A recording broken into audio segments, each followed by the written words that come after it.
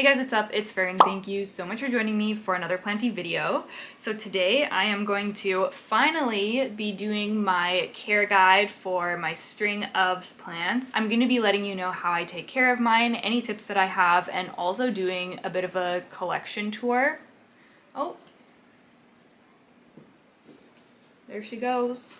I have grown very fond of the string of plants, especially over the past year. I've always liked them and I've always kind of had them to some capacity in my collection, but as of lately I just really appreciate them. I have 3 different varieties of string of hearts and then a couple different plants as well, so I guess maybe I'll start off by showing you all of the ones that I have, and then for the second part we'll get into the care tips. Alright, so the first one, the one that I was just holding, is my regular string of hearts. This is just the original version, and mine is quite long, and I'm so impressed by this because I potted this up as cuttings at the beginning of the year, probably like early spring, and it has grown so long. Oh my goodness, the sun. I'll try to stay over here so you can see properly. But yeah, I don't know how long this is. I'm 5'6". And it's touching the ground right now, so it's probably about 5 feet long, which is crazy, and it's so pretty to look at up close. The hearts are just beautiful.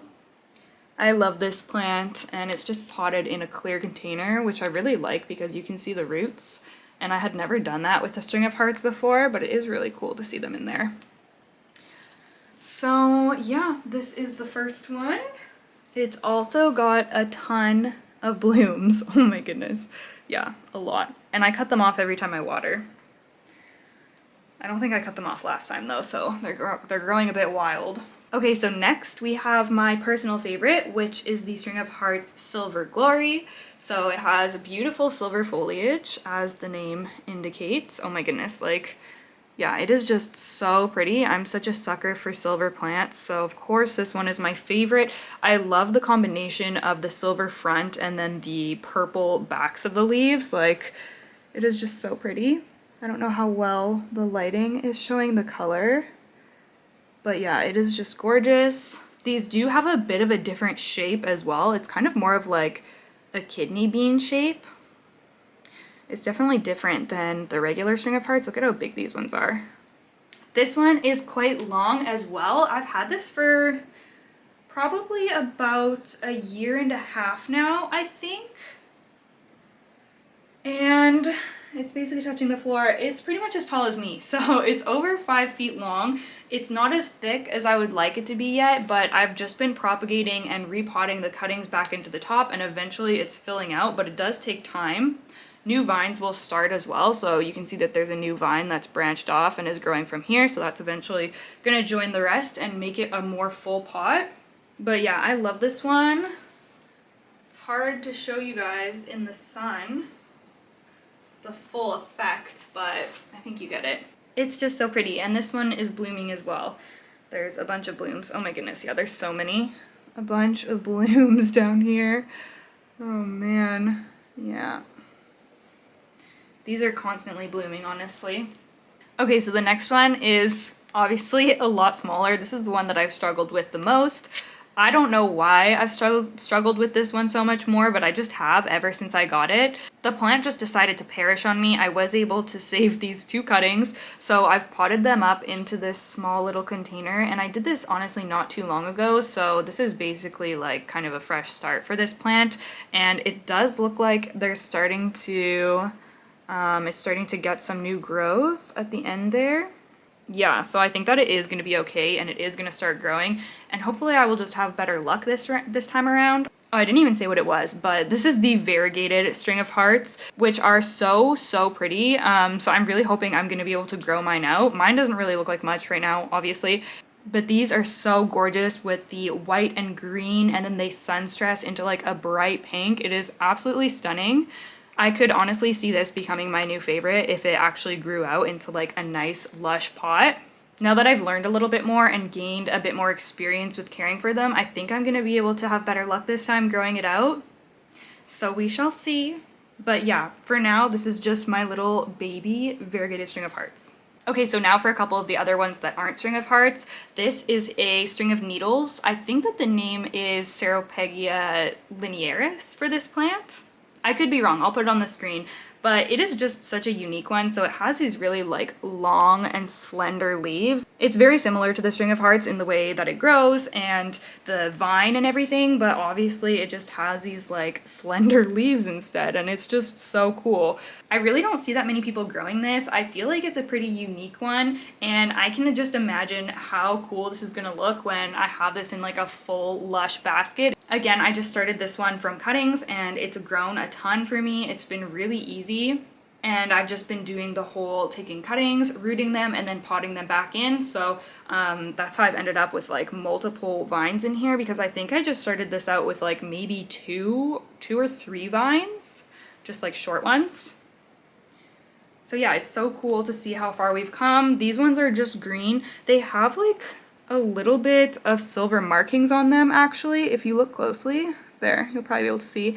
But it's honestly like they're so slender that it's hard to even notice that, but it is cool now that the leaves are getting kind of bigger to be able to see what the markings look like. Because when I first just had the tiny cuttings, the leaves are so small that it wasn't very noticeable. You can see the coloration on some of them up here too, actually. Very, very cool. Probably not everybody's cup of tea, but I just like it because it's a little bit different. I love trailing plants in general, and I just can see so much potential in this for it being like a really lush basket. I don't know if I've ever had this one bloom. I don't think I have. I think this is the only one that actually hasn't bloomed for me, so I imagine the blooms would be similar to the string of hearts, but maybe they are a little bit different. I don't know. I'm curious. I will update you guys if it does ever bloom for me. Did I show how long it is? It's like down to my knees here, so I don't know. It's at least a few feet long, I would say. Alright, so this next one is quite similar to string of hearts, but just a little bit different, and that is the string of spades. So on first glance, it actually looks like string of hearts, but they're not quite as heart-shaped. They're just like spade-shaped, I guess. They're almost like teardrop-shaped. And I find that the back of the leaves is really different too. Mine are pretty much green, although some of them do have a purple tinge, and people have commented before and told me that theirs have gotten sun-stressed. I did have this in South Light all throughout the summer, and it's like barely tinged purple on the back, so I would say that this is one that leans just like mostly green. It's definitely not the same effect as the regular string of hearts or the silver glory string of hearts. Those ones, the back is like quite different than the front of the leaf. Again, I just started this from a couple of small cuttings, and it's very long. It's actually taller than me, so this one's probably like closer to 6 feet long. It is pretty thin though. For all of these, I've just been taking propagations, potting them back in to make them thicker, so yeah, I'm repeating that for every plant, but that's just what I've been doing. Oh my goodness, look at how big these ones are. Like, it is so pretty when the leaves grow really large like that. I love it. This one actually is blooming right now too, and the blooms look pretty much the same as the regular string of hearts blooms. They honestly look a little bit different, but really not that much different. Like this one down here, it just looks a little bit different in comparison to my string of hearts blooms. I've seen really full pots of these at my local grocery store actually, which is really random. But the leaves are massive and it just looks so cool as like a huge hanging basket. So again, that's the goal with this one. It's fun to have something just a little bit different. So yeah, that is my string of spades. Okay, so now we're going to get into the care tips portion of the video. Just a quick disclaimer, keep in mind that this is what has worked for me and my plants in my environment, and everything might not be directly applicable to you, so just take what I say with a grain of salt. But for the most part, these tips have really helped my plants, and I've also learned some things from my past mistakes, which is another big reason that I wanted to make this video, because I want to be able to share what I've learned with you. Okay, so the first topic is light. Now this one is pretty straightforward. I feel like it's pretty well known that these plants enjoy bright light.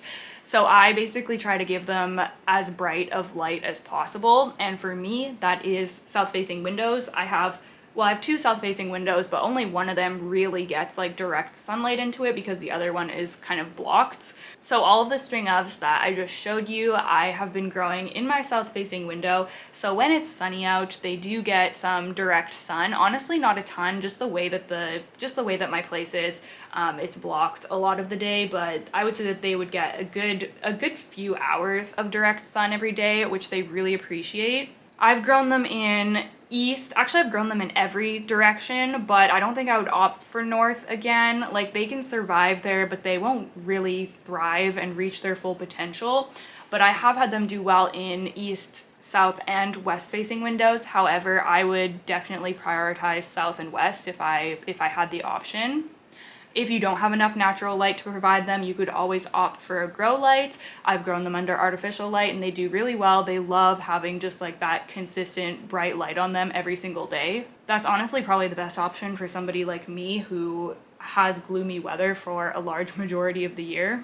Another thing to keep in mind is that you want them to be getting some light from above, or else they can kind of bald, like lose leaves at the top of the pot, and it can look very just thin and sparse. So I try to have them either like hanging down from a window or on a shelf where light is above them. I honestly haven't been great with that, but you don't really see the tops of my pots, so I'm not super worried about it. But if you are, then just make sure that there is a light source coming from above. Another thing that will contribute to leaf loss is underwatering. So the next topic is going to be watering. So this is the area where I have learned the biggest lessons when it comes to caring for my string ofs. When I first got into plants and when I got my first string of hearts, I would research the care for them, and it was always so stressed not to overwater them. Everything was saying, you know, treat these like a succulent, treat these like a cactus, basically just never water them or else they'll die. Wait until they're super floppy and you can squish them and do the taco test and all this stuff. So that's what I did, and my string of hearts never looked amazing. So what I've learned over the years is that these need more water than you think, especially if you're growing them under bright light, which you ideally should be. So I basically water these the same as the rest of my tropicals. I water them, you know, the same as my philodendron, monstera, pothos. As soon as I can tell that the soil is dry, as soon as I lift up the pot and it's light, I water them. I don't leave them for days. I don't wait until I can squeeze and bend the leaves. Once your plant is at the point where the leaves are wrinkled and bending, first of all, you're risking leaf loss. And second of all, you're just putting all this stress on your plant that doesn't need to be put on it. It's just not going to be growing to its full potential. Ever since I started watering more and got out of that mentality of like letting them become completely bone dry, they started growing better and they started giving me big hearts. I don't lose as many leaves. I mean, I'm not perfect. I do tend to underwater too rather than overwater, which isn't great, but I try my best. And when I do underwater, I really notice that it is detrimental to them. So really the two biggest things that I can stress in this video is to give them good lighting and to not let them go super bone dry. Like, try to really keep up with the watering. Humidity wise, there's no special requirements for this plant. I've never had any problems growing them in all different ranges of humidity. The humidity in my home can really fluctuate depending on the season, and I've really never noticed it affecting them. You don't need to set up a humidifier or anything like that. They should grow just fine, especially if you're keeping up with your watering. Another thing that's pretty chill about them is that they don't seem to be super prone to pests. I've actually never had a pest on any of mine, and I've been growing them for probably 4 years now. And I've had my fair share of pests, but they've never touched any of my string ofs. I would guess that maybe mealybugs would go for them, but in my experience, I've never had that happen. So I don't really have any concerns there. As for potting mix, I honestly just pot them into my like regular mix that I have almost all my plants potted in, which is just cocoa coir, orchid bark, perlite, and pumice. It's slightly chunky, but not super chunky. They don't have really thick roots or anything, so you don't need like a very super coarse mix. And I typically go for plastic for mine just because that's lighter, and if I want to hang them from anything, that just works a little bit better. Although I have had them in terracotta before and they grow just fine in that as well. It really depends less on the plant and more on your potting mix and your conditions in your home, like the lighting and everything. So it's really dependent on like you and your space more than the plant when it comes to choosing like what type of pot you should use. But I will say you don't want to have them potted into a super massive pot that's too big for them, because that would make rot more likely to happen. So just choose, you know, an appropriately sized pot for the plant. And you always want to choose the pot size based on the root size, not the size of the leaves. So you could have like a really long plant, but it only has a small root system, so you're gonna wanna opt for a smaller pot until that root system grows some more, and then you can upgrade to a larger pot. Okay, the next topic is fertilizer, and I'm someone who usually fertilizes with every watering. At least most of this year I've been doing that. Recently I haven't been keeping up with it, but typically I dilute my fertilizer a little bit more than it says and then just use it every time I water the plant. So I'm really staying on top of it. So I definitely have fertilized mine quite a bit, and I kind of bounce around when it comes to which fertilizer I use. I'm not like married to one specific one. I use the Flora series from General Hydroponics for most of the year probably, and they did really well with that. That's probably why they've been blooming so much too. I'm now experimenting with Osmo Coat as well, so in the little variegated string of hearts one that I showed you, I do have Osmo Coat mixed into there, so I'm gonna see how that one does with that. I've been adding that into all of my plants just as kind of like a backup. Slow release fertilizers are just so much easier than having to mix up, you know, 3 different things with every watering. It's also going to depend on your potting mix how important fertilizing is too, because if you have organic components in your potting mix like worm castings, then it becomes a little less important. But for me, since a lot of my plants are potted into the mix that I mentioned earlier, which doesn't really have a ton of nutrients, that's why I try to stay so on top of my fertilizing. Okay, last I'm going to talk about propagation, and as I've been saying, I have been propagating these pretty much throughout the whole year. And my favorite method is always just to take cuttings, root them in water, and then pot them back into the mother plant. I feel like this is the fastest method to create a fuller pot. I know that there's other methods out there like the butterfly method where you just take single node cuttings, and I've tried that before, but it honestly just took so long to like grow a full plant from that. Maybe I'll try and experiment with that again in the future, but for now I just feel like this is like the most satisfying way and the quickest way. I find that I get long vines a lot easier, and I've never had any problem transferring them from being water propagations back into the soil. It's always worked really well for me, which is why it's my go-to method. I have a few different videos where I've propagated these plants, so I can link some of those if you are interested in like seeing the process a little bit more. They've always been really easy for me to propagate though, so I don't think you'll have any problems. Just make sure that you keep your cuttings in bright light to encourage rooting, and you can also add a drop of Super Thrive if you are doing the water method, or if you're doing any method really, if you're using sphagnum moss or perlite. I've had okay success with sphagnum. I tried them in my perlite prop box once and they mostly rotted, so I don't think I would do that again.